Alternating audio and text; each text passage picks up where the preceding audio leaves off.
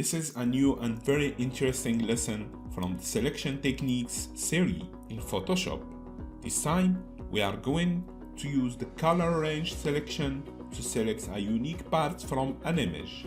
Before we begin, if you don't have the Adobe Photoshop installed in your machine, I place the link in the description below where you can download the last version of Adobe Photoshop for free.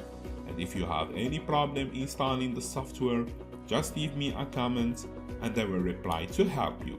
Let's get started.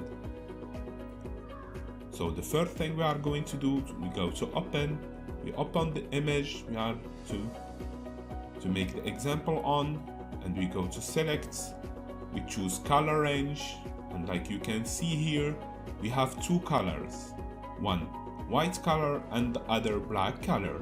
And we have so many tools to use here, the fuzziness, the plus tool, the minus tool. So when we use the plus tool on the green color from the image, it selects all the green parts from the image. We can of course invert the selection, so it selects all the green parts of the image and it marks them with the white color. So the white color means, like you can notice here, when we click OK, all the green parts from the image are selected. We go to edit, copy, and we come back to edit and paste. And like you can notice here, we have a new layer with the selection with all the green parts from the image in one selection. We go to adjustments, we use the hue and saturation adjustment, and we click on the little arrow here to make the adjustments applied on just the selection we have made with the color range selection and not on the whole image. So we change the color and the saturation of the selection and not, and like you can see here, if we make the layer on and off, we can see of course the changements we have.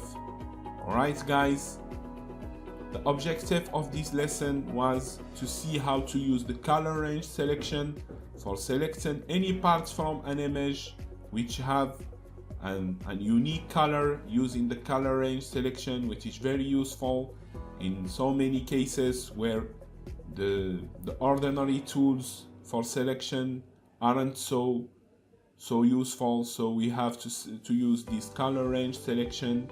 I wish you enjoyed this little tutorial. Don't forget to subscribe to get the tutorials coming up.